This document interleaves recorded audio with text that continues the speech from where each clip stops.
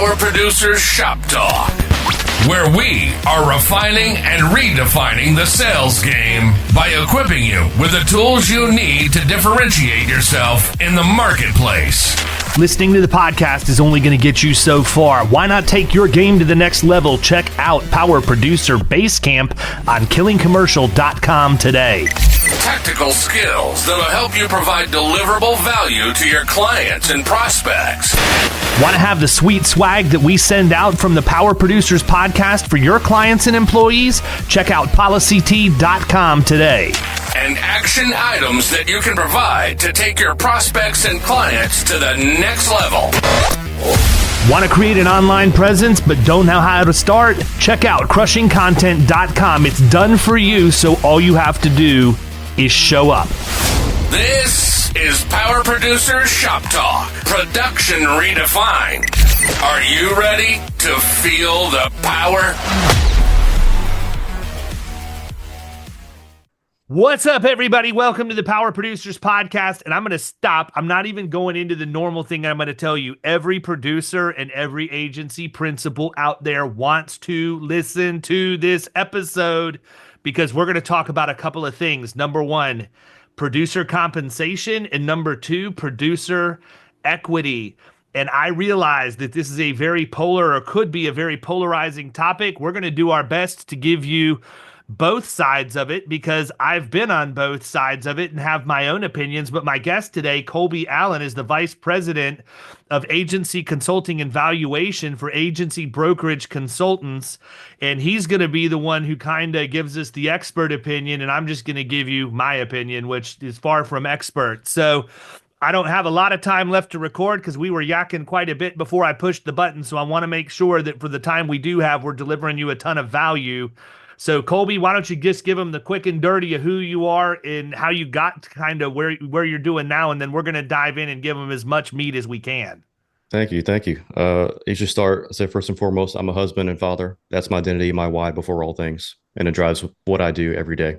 Same thing I say every time I get up and speak publicly, because they give you all your professional accolades, and the very first thing out of my mouth when I get the mic is they forgot the most important part.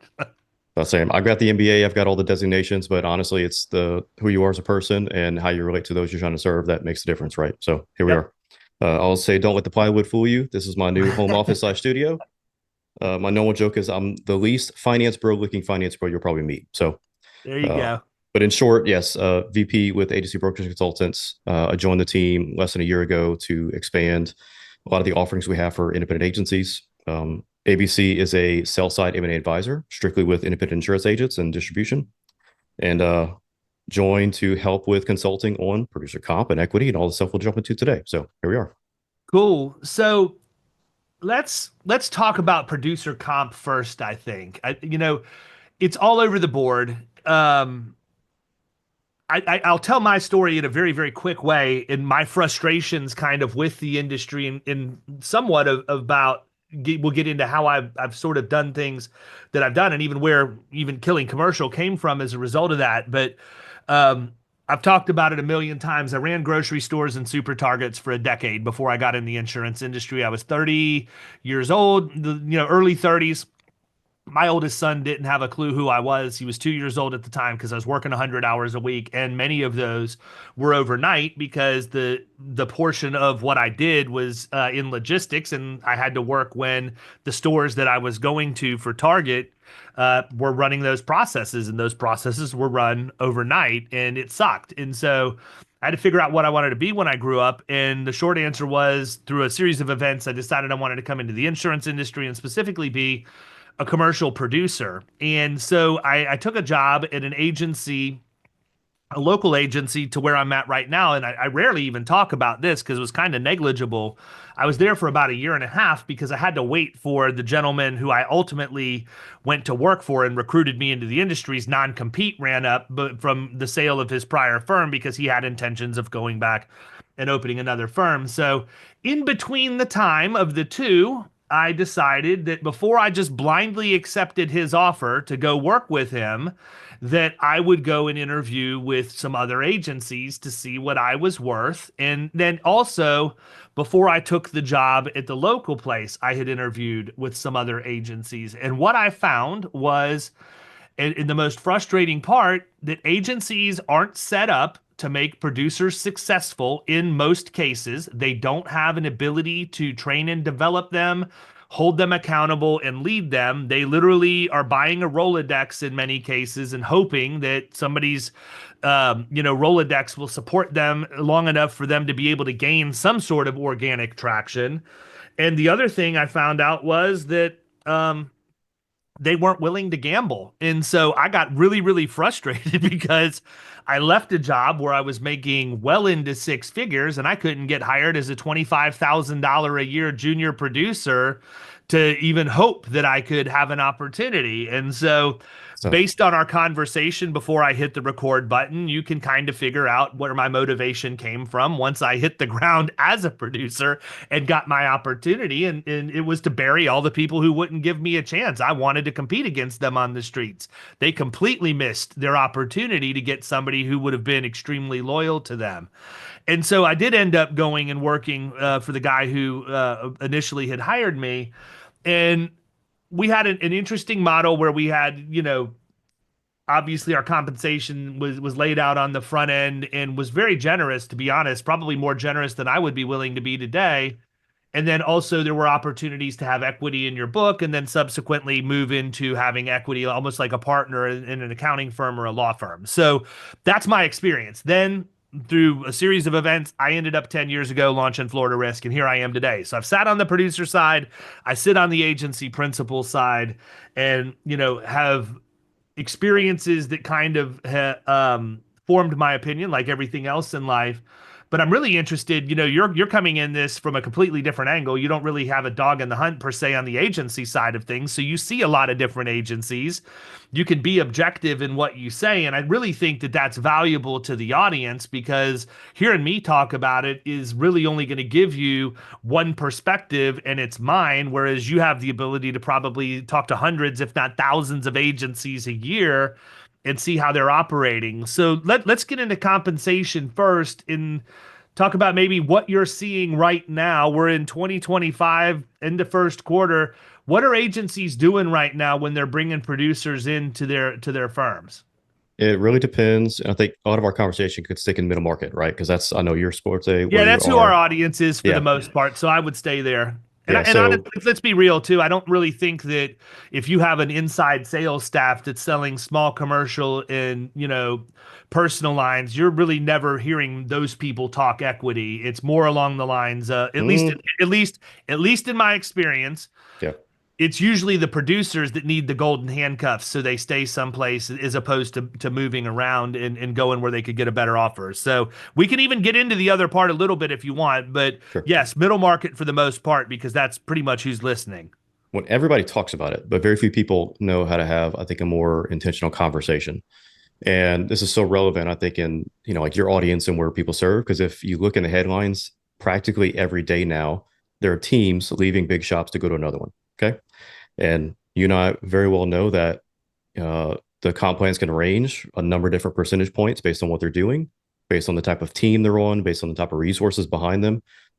A dozen factors can go into why they're paid what they're paid. But if you look at it, I mean, if you got $1 million book, 5 points can make a difference for somebody, versus a $200,000 or $300,000 book. That's not going to be a huge move to the needle. And so in terms of where are they going and what are they doing? If you look at certain benchmark reports, there's going to be standard percentages that apply, right, just across the nation based on what you're doing. But I think that's the biggest miss that most agency owners have. They start with commission percentage and they don't ask the right questions on what's my service model, what's my sales model, and what actually makes sense for me and the producer, right, short, mid, and long term. And so if people just start with the percentage points, that's when you often hear the stories of people get very custom and comfortable with their comp plan. 5 years down the road, the agency owner is now feeling the pinch of, now they either have lower margins, they might have some competition with another local agency that wants to offer a few more percentage points or some type of golden handcuffs. And so it's competitive. you know, because producers think commission, right? We're a commission-based industry. That's what people think. And even when we get to later, it's about equity. People think commission also equals equity. Well, no, those are two different conversations. Yeah, But and I would also make the statement, man, if the producer's not thinking commission, they're probably not a producer. I mean, there's exactly. a big difference. There's a lot of salespeople that sales coaches, trainers, whatever that I follow online, and every single one of them says the same thing. I don't want any kind of a salary. I'd rather have a few more points and bet on myself, and you just give me full commission for what I do, than to take less in terms of the upside and have you give me a guarantee. I believe in myself enough that I don't need the guarantee. Exactly. And you would resonate with this experience. You left a larger shop, started your own. I worked with, at this point, probably almost 100 producers that were at big shops, big agencies. They have that entrepreneurial mindset, right? I'm going to eat what I'm going to kill. And if that means doing it on my own terms, then that's what I'm going to do. And so, yeah, 100% agree with you. An Yeah, entrepreneur. that's literally something I say all the time too. I mean, I don't think agency principles, and we'll get into the equity piece down the line, but I mean, this is where I think agency principles can be very, very short-sighted. And I don't want you to say this because they're your clients, but I can say it.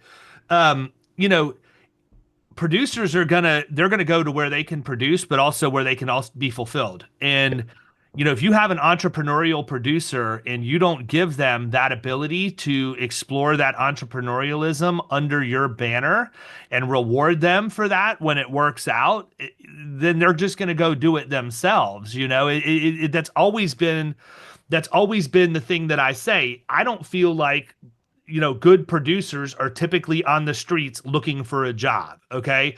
I'm not saying they don't change firms, but other people are recruiting them. They're not out bouncing from place to place to place. The people who they're either not a producer and they're just looking for the next salary that'll hold them for a year and a half till they get sniffed out and then they got to go find another place, or they're going to be entrepreneurial and they're going to go start their own agency. That's 100% what I believe. Yep. When people focus on the dollars too, right, or a percentage, you're not focused on the right things. My anecdotal experience, I didn't just put the data behind it just to show this, but usually there's a correlation with the lower the commission rate, in most cases, the higher the book. And so if you're focused on getting a higher percentage, yes, it can make a difference, but really you've already nailed it. What is the agency doing to set that producer up for success? If that's in place, you got the system, the processes, the support to accelerate and to actually put them on a place that's going to be a successful book of business for them and the agency. I don't want to say the commission rate's irrelevant, but if you don't have the support for the actual sales, then you're not going to get paid on those sales, And so, yeah, the agencies that try to offer just higher rates, but without actually getting the support behind them, they're the ones that are lagging, right? Or have the smaller books. And so in my experience, like usually, again, the lower, I don't say this is a direct way to put it, but yeah. And to your point too, I do ask clients very blunt questions, right? Are you focused on what are you paying them or what they're asking you to pay them? Or are you focusing on building a system that's going to actually enable them to be successful, right? That's going to be far above, more important and more valuable than just say, I'm going to hire this person, I'm going to pay them this much, and then set them off. Yep, 100%. So what are you seeing? I mean, if you talk to 10 agencies, you're going to hear 10 different comp plans based on Yep. my experience. So how do we normalize that for the industry? I mean, I mean, are the agencies really that much different in their demographic that it can't be somewhat similar? Because I mean, I see everything from new business being paid out at 80% and renewals at a ridiculously high rate because people are all 1099 and they're responsible for managing their own expense load. Which is another problem, but yeah. Yeah, and we can get into that. But then you see, I'll be completely honest. We pay 40/25. Why do we do that? Because that's what I've always been paid. Like nobody complains about it. And I'll talk to people like, well, how do you get away with, only paying 40/25? I'm like, well, I know agencies that are paying 30/30 or 35/30 or whatever else. And I said, the reality is we give the producers so many tools. And by the way, I don't charge for the risk management services that we provide. If I need to have Yellowbird come in and do something from a Yep. loss control standpoint, I don't bill that back to the producer. I don't nickel and dime them for all of those things. I give them an amazing tech stack and an ability to go out and get in front of businesses and offer things that they wouldn't get very many other places, and certainly not other agencies that are the size of ours. And so it's a, I think everything's kind of a shell game, but they're getting more than 40% on new business as far as what my expense line says, because I'm investing a lot more and helping them get that. And it also makes sure that they retain their book as well. So like, is there a way to normalize it? I mean, what's it look like? Because you see way more of it than I do. I just know what I hear from talking to my buddies.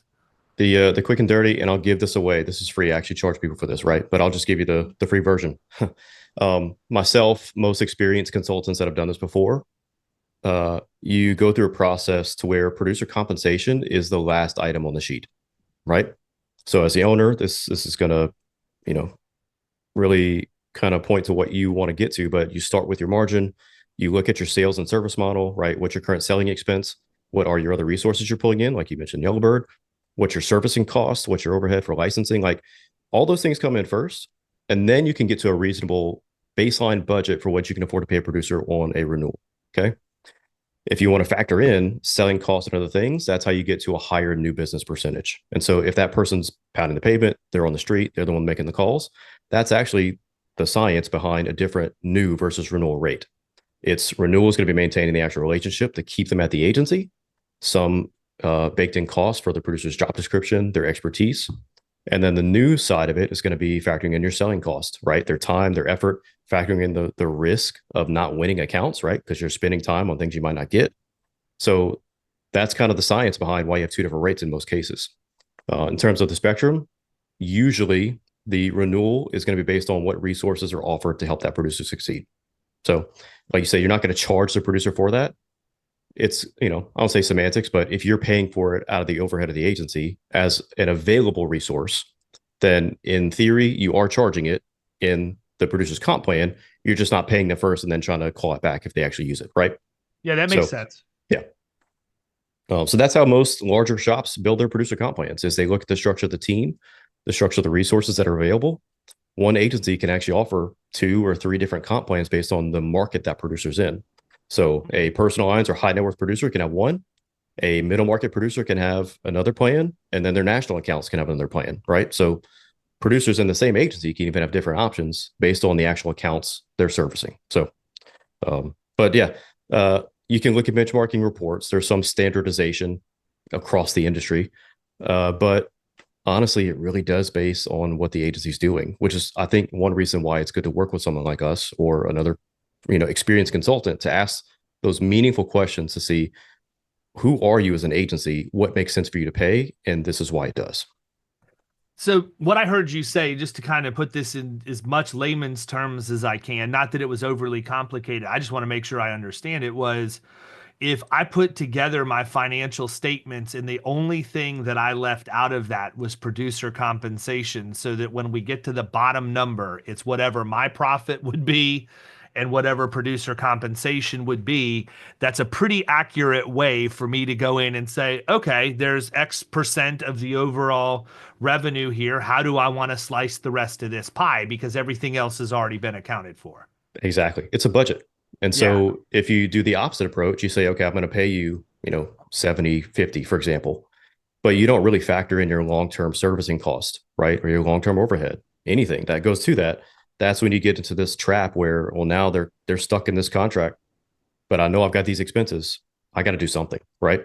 And so you start feeling the pinch of, you've got this guarantee that's contractual in there, but if you didn't really have the foresight to look at what the model of your agency is, that's, I think, one of the biggest things most people don't do. They're like, I start my agency, I sell, I just need to get revenue in the door. But, your audience, I think, this is going to make more sense because they do think in this mindset. But who do you want to be as an agency? And then that is going to influence what your comp plan should be. Another, glaring example. There are some producer comp plans that can make sense that they pay 70, 50. Okay. But the driving question to that is, what's that producer doing? If they're doing all their own selling and servicing in the book, essentially they're the only person that's touching it, then you can allocate a full payroll budget to one person.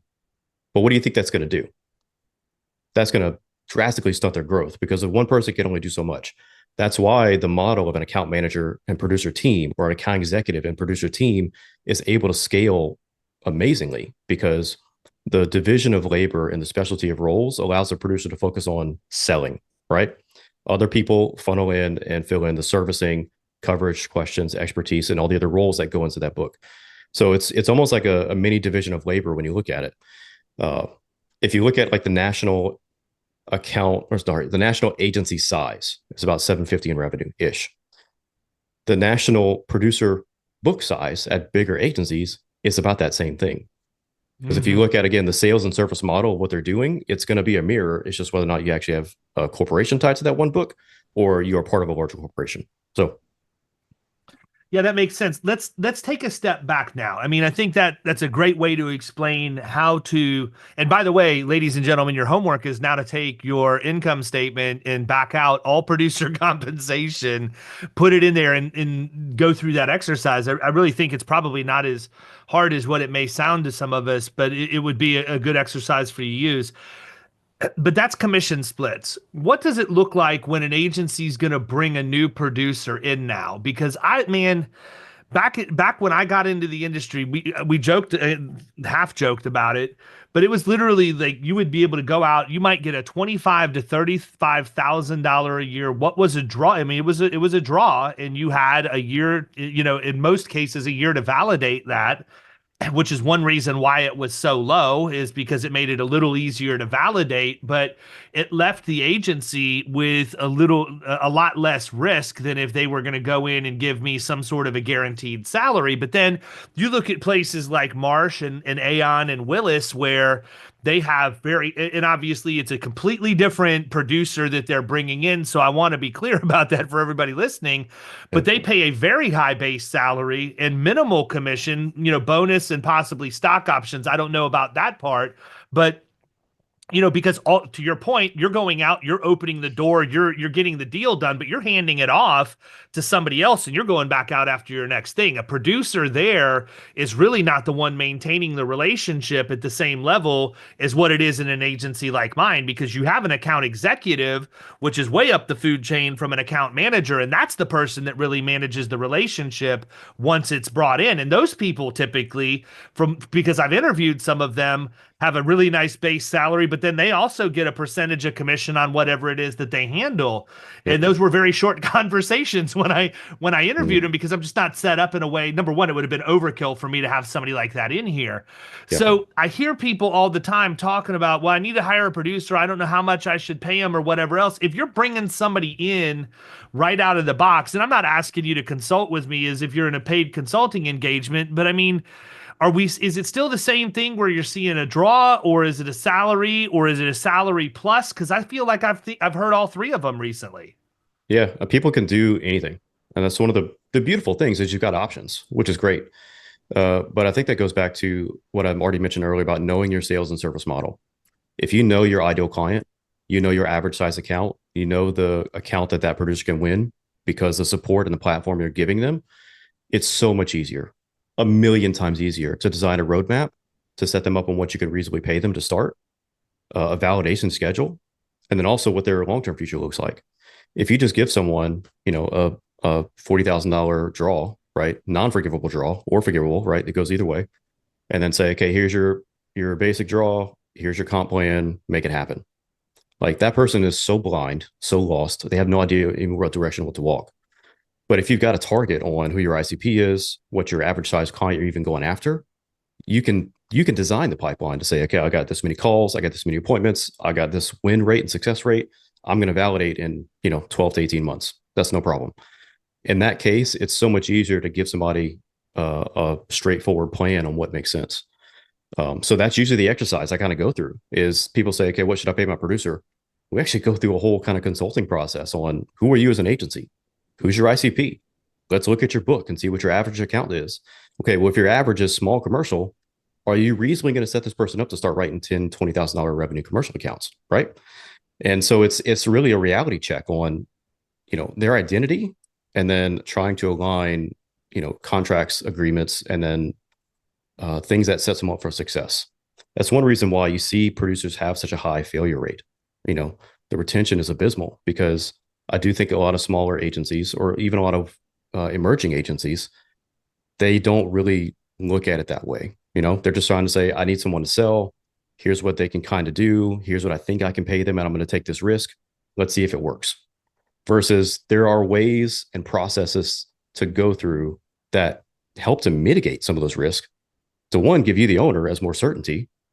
Two, have a budget that's reasonable that you can stomach and actually take the risk. Because there's different ways to measure producer comp and producer validation, but it's like any investment. You put money in the market, you might win some, you might lose some. You put money into your agency, you put money into a producer, you're going to win some, you're going to lose some. But there's ways to be smart about that risk. And so that's the process we help to go through.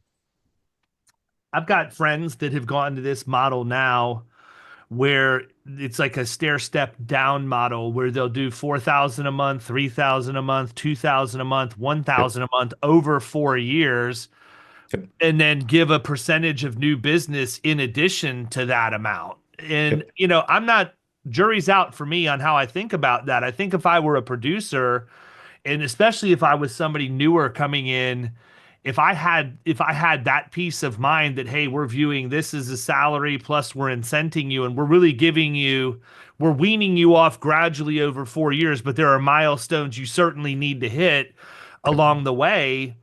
I feel like the people that I know that are doing that, those producers have actually stuck pretty well. And the other thing is, when you're on that kind of a model, if you have a pure producer that takes that as a deal, their goal is going to be to get to that straight commission as quick as they can anyhow. And so that's the other caveat to it. I feel like most of them, after the first year, after the second year probably is more appropriate. They've got people who are saying, look, screw it. What do I need your $2,000 a month for next year? I would rather have the higher commission percentage, take it off of your plate to have to pay me a guaranteed amount. And let's just figure out what the split's going to look like. And we can both win at that point. And I think that's the other thing, man. A lot of times agencies don't realize, maybe they do, or they don't, or their lens is clouded. When a producer's getting a percentage of something that comes in, we miss the part that something's coming in. Like, it's like you see dollars going out and you're paying somebody, but let's look at what they actually did to get that done. And I was in one of the insurance groups on Facebook over the course of the last couple of weeks. And somebody made a comment about not wanting to pay producers renewals and didn't know if they felt like that was greedy or not, since all they do is go out and originate the opportunity and then the account managers keep it on the books. And let's just say I didn't stay quiet on that one because, from my perspective, that's a complete miss on what a producer's real role is in a normal agency. Let's keep the nationals out of it, okay? Yep. And my response back was, you really don't understand the role of a producer if that's the case. If you're talking about a pure outside salesperson who's going out and generating opportunities from the ground up and bringing them into the agency, closing the business, and then they are also maintaining that relationship.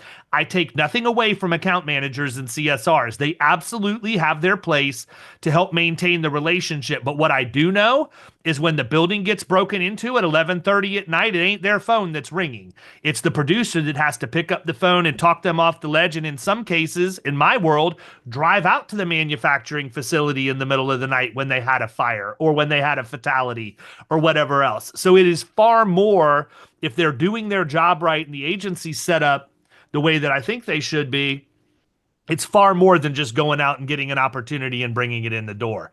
There's a lot that goes into it. And so that's one reason. So I'm going to cut you off. But that's one reason why the IRS even classifies outside salespersons as exempt positions, because it's assumed that someone who's managing account relationships is not going to work a typical 8 to 5 or 9 to 5. Right. Yep. 100%. So that's, even the IRS recognizes some of those things. Right. And even though people don't like the IRS, but there's a lot of technicalities that go into somebody's job description that warrants what their pay should be.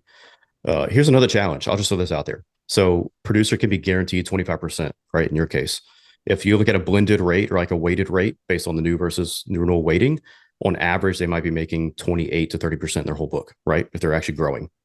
So that producer contractually is being paid 28 to 30% of every dollar they bring into the company.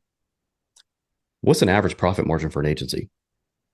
Yeah, it maybe the good ones. Like I know guys that have in the 50%, but that's not that I don't think that's realistic for the average person listening to this. Probably 30%, I would imagine. A target for most is 30%. So if you Yeah. look at a contractual guarantee versus the equity risk and profit, there is easily scenarios where producers are making more than the owner, right? Because that's what their contract says, versus the owner's taking the risk of the actual margin based on the expenses, the other people they hire. And so there are many cases where the producers are actually being paid or earning more than the owner if they don't actually set up their system right. Uh, so yeah, no, I agree with you. It's tricky. And this is one of the things that I think this is a continual and perpetual conversation. There is no perfect way to do it. Yeah, no, I agree. But I think the other thing too is I would rather have a group of 10 producers and get a little bit off of each of the 10 and make Right. ultimately a bigger piece of the pie over in terms of dollars overall Right. than sit here and be cheap about it and make a lot less money. It's tougher to scale your agency if you're trying to do it by yourself, man. And I mean, as an agency principal, don't get me wrong, I would much rather be out on the road producing. That's what I love to do. That's what I'm good at. That's my passion. I'm stuck in an operational chair most days at this point. But if I had my pick, that's where I would want to go. But if I had to try and do what I do now and produce and scale the agency, it's just not going to happen, man. I need the people that are on my team in production to go out and do that. And I mean, even to the point where I want those people recruiting more production talent, like them to come in. Like my whole idea is I want to have people that have, I'm a big proponent of you need to have some level of specialization. I'm not Charles Specht's my friend, but I'm not going to go as narrow as what Charles wants people to go because I think if you get your eggs, too many eggs in one basket, an underwriter gets wonky, a carrier gets wonky, you're in trouble at that point, and you're shopping your entire book to try and salvage everything. I Yep. think every producer needs to have, three ideal client profiles that they're going after that they can niche down in.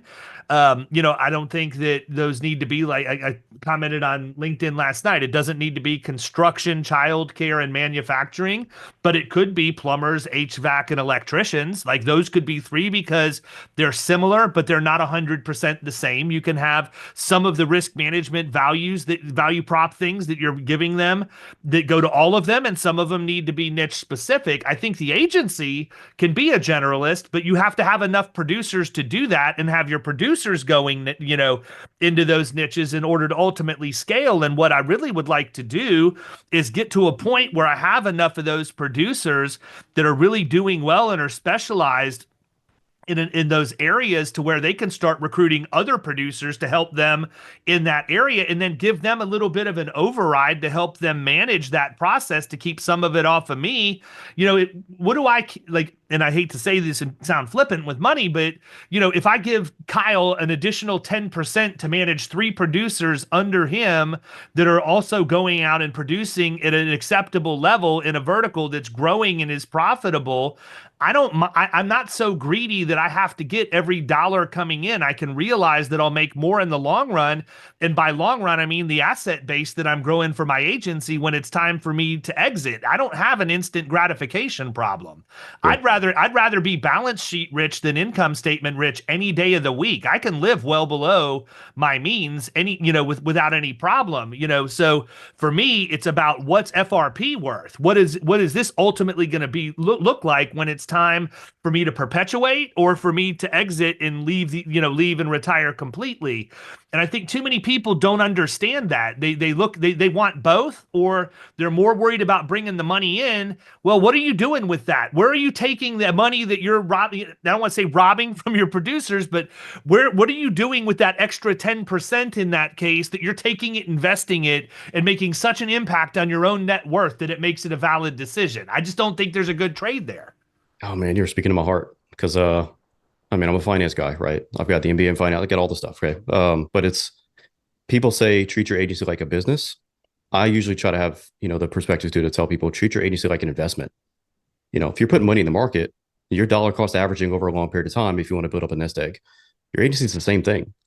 If you're reasonably reinvesting back into the company, you should see that long-term return, right, over time. And so you're speaking directly to what I try to tell owners all the time is, yes, there is a time and place and a need to have certain levels of margin so that you're paid for the risk you're taking. But also, if your margins are too high and you're just sucking every dollar out of it, what are you actually leaving on the table? Yep. Probably a shit ton more, right? Because it's Mm-hmm. it's not that reasonable offering back to, that system that can generate so much more return over the long haul. Absolutely. So I don't want to cut ourselves short on equity. Let me ask you. Let's do this. Let's continue. If there's anything else we want to talk about on this, let's button this up. And I want you to come back like as soon as possible. And I want to do another episode and just get into the equity piece and how do you retain the talent that way and all of that. Because I feel like honestly, I would be doing you a disservice as well as the people listening to this if we tried to cram it in the next 7 minutes. Yeah, And yeah, sure. like I told you before, as soon as I get off of this, it's opening day for the Tampa Bay Rays, and I'm headed there. So that's I do have a hard stop for Yep. recording. So, is there anything else on the compensation front we want to bring up, and then we'll just record another episode, and we won't have as much in the front end that'll eat away at our time next time. It actually is almost a teaser, and this is not a popular idea, but one thing that I think owners include in their producer agreements, I mean, it's very strict protective covenants, right? But because so many producers, and this is controversial, right? I actually want to get your opinion on it. There are some cases where it actually makes sense to have like buy sell terms in a producer agreement. Mm. If the intention for them is to have a medium or long term, stake in something they want to build for themselves, does it make sense to have some type of roadmap to where, okay, if we ever actually do part ways, let's just have a process to do it instead of fighting about it in court? So actually, one of the firms I worked at, we did have that Mhm. up front. And so I talked about it where we would have equity in our book first, and then it would convert to Yep. Yep. like partnership in the firm itself. But it was what was spelled out. What was spelled out was the equity in the book, and the partnership was like you're going to have the opportunity, but you still have to have the invite. Like so, it wasn't even a guaranteed thing. Wow. Wow. Even Yeah. if your book got to $1 million or $2 million, if they didn't feel like You they were going to be a wanted long you term as a partner. partner, Yep. you just weren't going to ever get that opportunity. And so the way that and I actually didn't mind this. I mean, some people might not agree with it, but the way that it was structured was that when your book got to $500,000 in revenue, you were 100% vested in your book of business. And if you were to leave, the agency had first right of refusal to buy the book back from you. And it was 1x whatever the book value was, and they paid you 20% a year over 5 years. That was the deal. And Yep. so you could leave, you'd start over again because you wouldn't be taking your book with you, but you would get 20% a year from the agency for 5 years. That's a really good deal for the agency because if I would have stuck around, they'd have been paying me 25 points on that book. So, it makes sense for them, but I didn't feel like it was an unfair deal. I signed it, it was laid Right. out up front. There were no surprises. There were no secrets, but I feel like in listening to you talk, that's probably what they were doing is just making sure that if it was going to be a divorce, here's the terms, and it's not going to be negotiable because we're going to agree to it now. And that's really honestly some of the best advice I've ever heard from people that have been in maybe larger companies with you know a lot of hiring, at the executive level and everything else. You always negotiate your exit on your way in because there's Yep. no emotion involved at that point. If you wait until something goes south and you need to leave an organization, it's going to be a bloodbath. And there's really no reason for it if you just take the time to do it right on the front end. Yeah. That's probably set up. That's called a SERP. So a supplemental executive retirement plan is the technicality for that. There's a long-term incentive plans. There's different ways to approach how to do that the correct way. That's another problem is a lot of agencies don't do it correctly. But yeah, And let me it's let me be clear in case people are connecting the dots in my career. I'm giving you what I remember from 18 years ago, so that's probably not verbatim what was in the contract, but it was close in framework. well, one of the first things I ever touched when I started working in agencies was called a 10 for 10. And it was the exact same thing, right? If you fulfilled your agreement to this certain terms and you met all the requirements, you got 10% of your book for 10 years when you left, right? And it's same principle. But that's the actual term for golden handcuffs. There's something here sitting on the side that's so attractive and so lucrative, in a way that's lucrative, right? That if you were to leave on negative terms, you forfeit. But if we all work together, we are all on the same page, we fulfill our agreements to each other, we will thank you for your service in this capacity. So yeah. Good deal. Well, listen, man, we're there. We're at the end. So I really appreciate you coming on. I feel like we've sort of rubbed elbows for a long time, but never really had actual sit down conversation, probably largely in part due to the fact that I was typically at a conference and I was probably having to speak or something like that, or in a room where I was shaking a lot of hands. So it was actually really cool for me to just be able to get to know you a little bit better and hear what you're doing. And I definitely look forward to having you come back on, and we're going to fast track that and make sure we get part B of this done. So, I mean, even as early as next week, maybe we can record the other half of this, and I'll probably roll it out as Friday shop talks because we can get them. I think it would be that would be a better format than the regular one. So, anything else before we leave? How do they get a hold of you if they want to get more? Sure. Always on LinkedIn. So you can connect with me on LinkedIn, Colby Allen. Or my email is callen@agencybrokerage.com. Just reach out and say hello and we'll chat. Awesome. Sounds good, man. Well, listen, I hope you have a good weekend. Thanks again for taking time out of your day to come on. And everybody listening to this is the stuff that you always talk about behind closed doors and internet forums or the agency owners places that we go and all of that. Email me, share your opinion when this thing is out on social, put stuff in the comments because it would be great dialogue. It can't just be sidebar conversations all the time. This can get complicated if we allow it to. And there are resources out there like Colby and his firm that can help you get through that stuff and make it a whole lot more simple for you to understand. And this is one of those things, man, it blows my mind because agents are so flippin' fickle. Like it's the most hypocritical thing that I can even try and wrap my mind around. But we are so pissed off when people want to leave us for a nickel or they want to shop around 15 different places to try and get the best quote when we're the ones here delivering value. We're the ones who understand. Or in a situation where they say, well, we'll just take care of this ourselves. We'll go and buy our insurance on the internet. We don't really need an agent, right? That's the one that'll really get people fired up. But yet when it comes to stuff like producer compensation and all of these other things, what do the agencies do, man? They try and figure it out themselves when you have experts out there that can do it for them. Why are we doing that, people? Come on. If you're not qualified to do it, I can assure you that whatever it costs on the front is a pittance compared to what it's going to cost you on the back end. So take the time. If you're struggling with this stuff, reach out to Colby and his firm. They can definitely help you, and they can do it for a lot less than it's going to cost you if you don't handle business the right way now. So I'm going to leave you guys with that. If you want to be irritated at anybody, be irritated at me for saying it, but you know I'm right. And so that's probably why it bothers you. Catch you guys next time. See ya.